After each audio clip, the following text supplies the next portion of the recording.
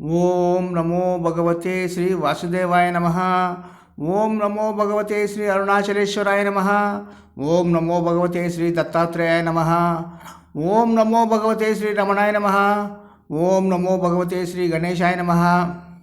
భగవద్గీత 5వ అధ్యాయము కర్మ సన్యాస యోగము.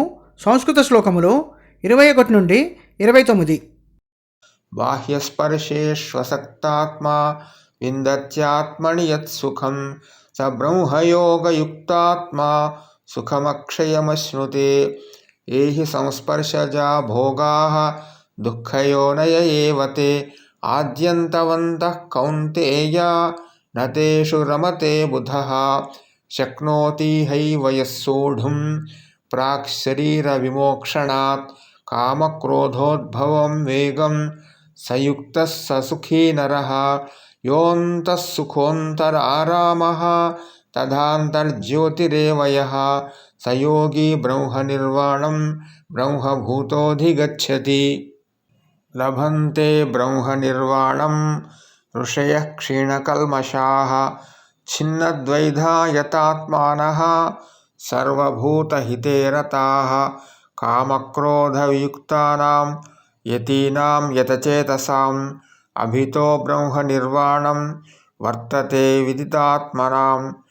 స్పర్శాన్ కృత్వా బహిర్బాహ్యాన్ చక్షుశ్చైవాంతరే భ్రువోః ప్రాణాపానౌ సమౌ కృత్వా నాసాభ్యంతరచారిణౌ యతేంద్రియమనోబుద్ధిః మునిర్మోక్షపరాయణः.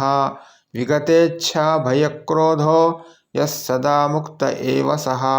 భోక్తారం యజ్ఞతపసాం సర్వలోకమహేశ్వరం సుహృదం సర్వభూతానాం జ్ఞాత్వా మాం శాంతిమృచ్ఛతి. ఓం తత్సత్. ఇది శ్రీమద్భగవద్గీతాసు ఉపనిషత్సు బ్రహ్మవిద్యాయాం యోగశాస్త్రే శ్రీకృష్ణార్జున సంవాదే కర్మసన్యాసయోగో నామ పంచమోऽధ్యాయः. సర్వం శ్రీకృష్ణ పరబ్రహ్మార్పణమస్తు. భగవద్గీత 5వ అధ్యాయము కర్మ సన్యాస యోగము. సంస్కృత శ్లోకములు 21 నుండి 29 సమాప్తము. భగవద్గీత 5వ అధ్యాయము కర్మ సన్యాస యోగము. సంస్కృత శ్లోకములు 1 నుండి 29 అధ్యాయము సమాప్తము.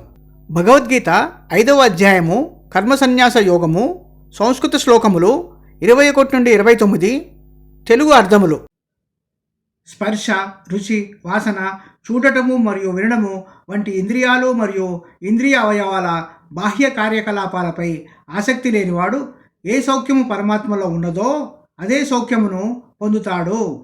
అతడు ఆ పరమాత్మ పట్ల దృఢమైన విధేయతతో ధ్యాన స్పృహతో సహవాసము చేయడం ద్వారా అతడు అంతులేని సౌఖ్యాన్ని పొందుతున్నాడు.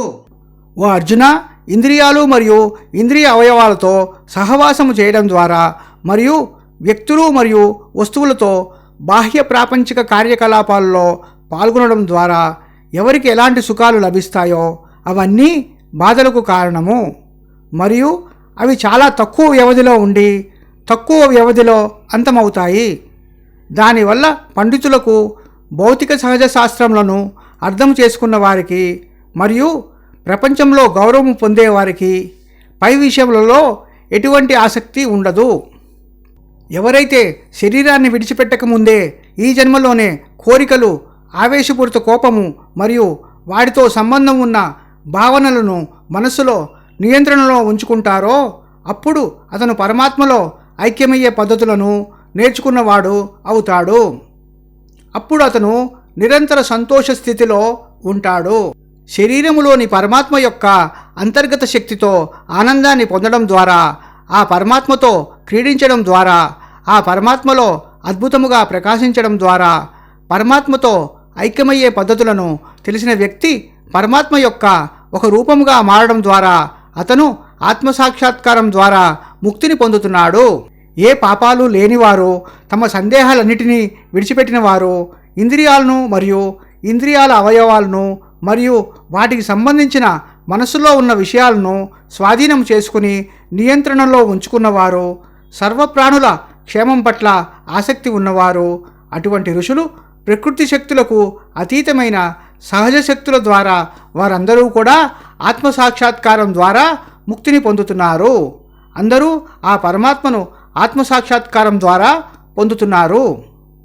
మనస్సులో కోరికలు, క్రోధము మరియు సంబంధిత భావనలు లేనివారు, మానసిక నిగ్రహము ఉన్నవారు, పరమాత్మ తత్వాన్ని తెలిసిన వారు, పైన పేర్కొన్న వారందరూ ఆ పరమాత్మను పొందేందుకు కృషి చేసిన వారందరూ ముక్తిని పొందుతారు. మరియు వారు అన్ని సమయాల్లో సర్వవ్యాప్తంగా ఉండే అవతారములు ధరించే ఆ పరమాత్మతో కలిసి ఉంటారు. ఎవరైతే బాహ్యమైన విషయములైన స్పర్శ, రుచి, వాసన, చూడటము మరియు వినడము మరియు వాటికి సంబంధించిన విషయాలను బాహ్య ప్రపంచంలోకి నెట్టివేస్తారో, కనుబొమ్మల మధ్యలో తమ దృష్టిని కేంద్రీకరించడం ద్వారా, శ్వాసను నియంత్రించడం ద్వారా, ప్రాణాన్ని నిలబెట్టే గాలులైన ప్రాణ మరియు అపాన వాయువులను నాసికారంధ్రం ద్వారా సమతుల్యము చేయడం ద్వారా, ఇంద్రియాలను మరియు ఇంద్రియ అవయవాలను మరియు వాటికి సంబంధించిన భావనలను మనస్సులో నియంత్రించడం ద్వారా, మనస్సు మరియు బుద్ధిని నిగ్రహించడం ద్వారా, తన సొంత సంకల్పం లేకుండా, ఎటువంటి భయము మరియు రగిలిపోతున్న కోపము లేకుండా, విముక్తి పట్ల ఆసక్తితో ఎవరైనా అన్ని సమయాల్లో సర్వోత్కృష్టమైన పరమాత్మ గురించి నిరంతర చింతన, పునరాలోచన ఉంటాయో ఆ వ్యక్తి అన్ని వేళలా విముక్తుడిగానే ఉంటాడు. అన్ని యజ్ఞాల ద్వారా, అన్ని యాగాల గ్రహీతగా నన్ను తెలుసుకోవడం ద్వారా, అన్ని తపస్సుల యొక్క అన్ని ఫలితాలకు నన్ను పొందడం ద్వారా, సర్వలోకాలకు సర్వోన్నతుడైన భగవంతుడిగా నన్ను తెలుసుకోవడం ద్వారా, నన్ను సర్వలోకాలకి పరిపాలకుడైన ప్రభువు అని తెలుసుకోవడం ద్వారా, సమస్త విశ్వమును నియమాలతో నియంత్రించడానికి అధిపతిగా నన్ను తెలుసుకోవడం ద్వారా, సమస్త జీవరాశుల సంక్షేమం కోసము పనిచేసే శ్రేయోభిలాషిగా నన్ను తెలుసుకోవడం ద్వారా ఎవరైతే నన్ను ఇలా తెలుసుకుంటారో ఆ మానవుడు శాంతిని పొందుతున్నాడు. భగవద్గీత 5వ అధ్యాయము కర్మసన్యాస యోగము, సంస్కృత శ్లోకములు 21 నుండి 29, తెలుగు అర్థములు సమాప్తము. భగవద్గీత 5వ అధ్యాయము కర్మసన్యాస యోగము, సంస్కృత శ్లోకములు 1 నుండి 29, తెలుగు అర్థములు సమాప్తము. అధ్యాయము సమాప్తము. ఓం నమో నారాయణాయ నమః.